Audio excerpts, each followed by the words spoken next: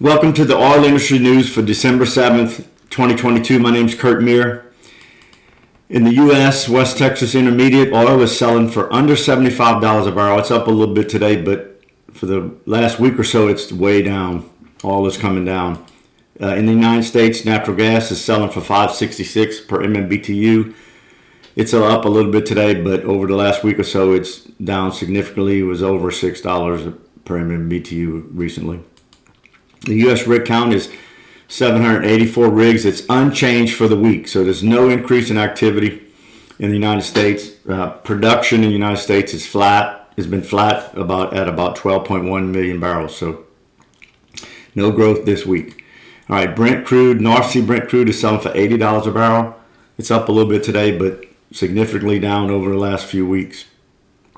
All right, so before we go into the news, I wanted to talk to you a little bit about how the oil industry fits into the largest companies in the world. So what's the largest company in the world? That's number one by market cap is Apple Computer at $2.3 trillion, followed by Saudi Aramco at $1.86 trillion. So Saudi Aramco is in the top five, but it's the only oil company because Microsoft is number three at $1.8 trillion market cap, followed by Google at $1.37 trillion.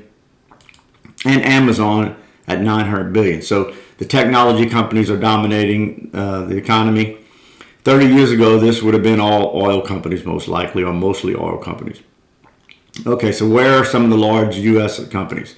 Exxon Mobil is number 11 at $428 billion, so it's still important, it's big. Chevron is 21st largest company in the world at $300 billion, followed by Shell, which is number 43 in the world at $206 billion. So oil is still important, but not as important as it used to be. The technology companies are dominating.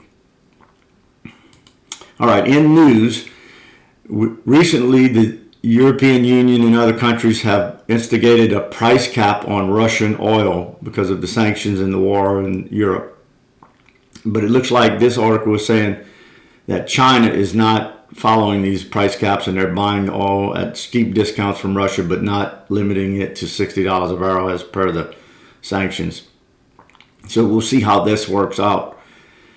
But probably other countries are going to avoid these price caps. All right, so in the United States, in other news, as we mentioned, there's no increase in drilling activity in the United States. And as far as oil and gas work, for engineers, geologists, and field people. If the rig count doesn't go up, the hiring and the amount of people working is not going to return to earlier levels, say 5 years ago. So we need to get that activity up and the production up and more people working so we can continue to supply reliable energy for the world and for all those technology companies that need cheap energy. That's mostly generated by hydrocarbons, oil and gas, and some coal.